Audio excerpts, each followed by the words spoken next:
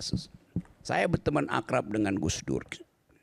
Saya ikut membentuk Forum Demokrasi. Gus Dur kemudian jadi presiden. Satu waktu, mungkin baru 2 bulan, Gus Dur bertemu dengan Tommy Soeharto di Hotel Borobudur. Di depan pers saya bilang, Gus Dur, Anda sudah cacat legitimasi. Mundur. Marah satu Forum Demokrasi. Dan akhirnya dia lengser. Bukan karena pertemuan itu. Tetapi buat saya, nggak ada soal.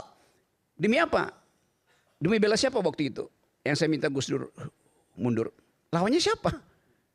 Gus Dur legitimasinya kuat banget. Tetapi satu persoalan kecil itu membuat neuron di kepala saya itu, loh kok berintegritas Gus Dur mau bertemu dengan Orde Baru. Itu yang namanya legitimasi. Itu bukan kepentingan negara. Memang bukan kepentingan saya kok. Apa yang salah dengan saya? Kepentingan saya nggak ada urusan dengan negara waktu itu.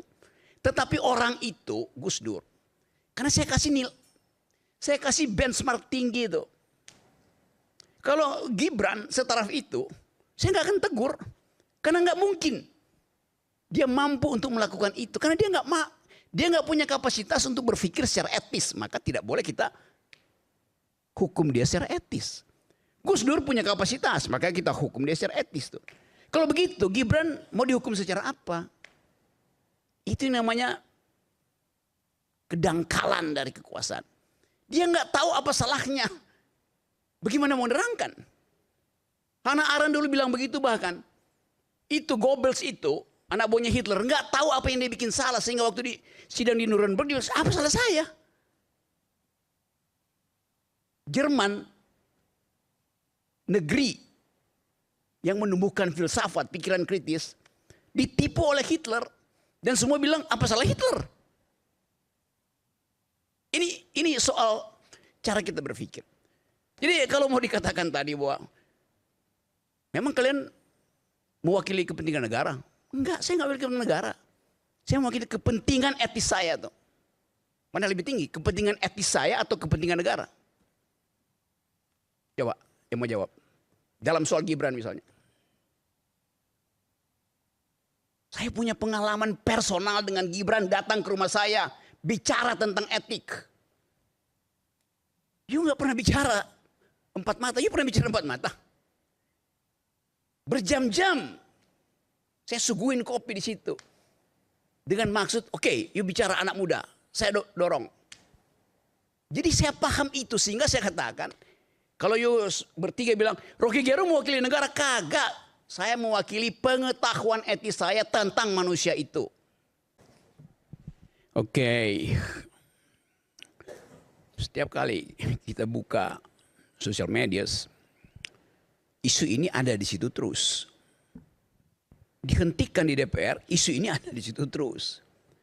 Kenapa begitu? Karena dia sudah jadi momentum. Tinggal diwujudkan jadi monumen. Satu langkah aja.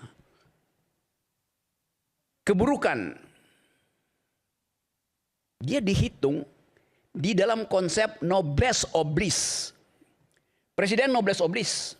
Ketua Mahkamah Konstitusi noblesse oblige. Wakil noblesse oblige. Artinya, dia tidak boleh menyembunyikan satu perbuatan tercelah.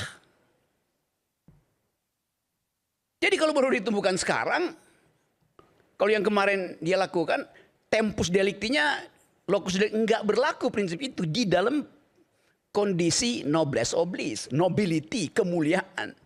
Orang mulia itu nggak boleh berbohong. Jadi itu prinsipnya. Kenapa? Itu sama aja dengan, ya itu barang lama. Iya, tapi itu bukti baru tentang hal yang lama. Prinsip novum juga begitu.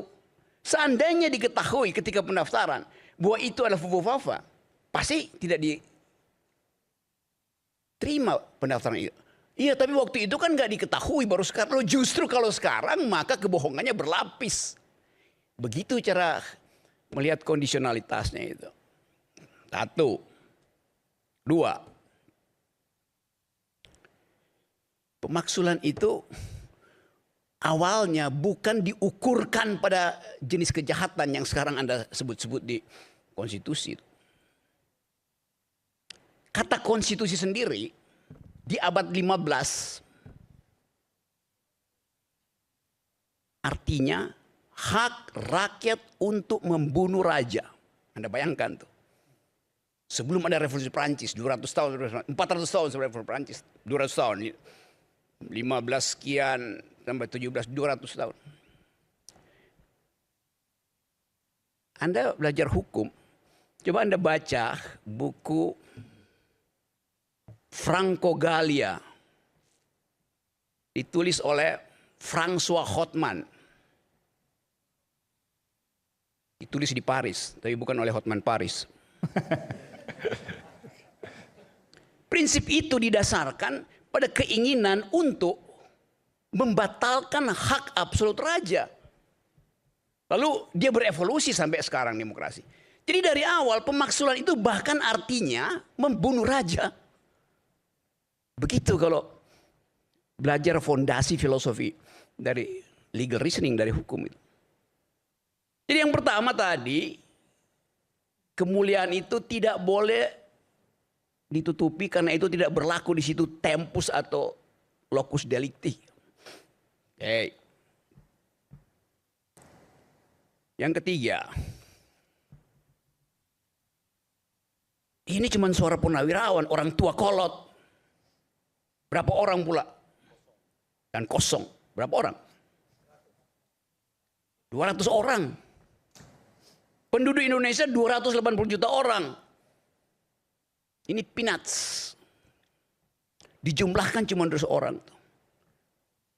Di dalam public opinion ada prinsip bunyinya begini. Dalam logika namanya pars pro toto. Sebagian untuk seluruhnya. Bunyinya begini prinsip itu.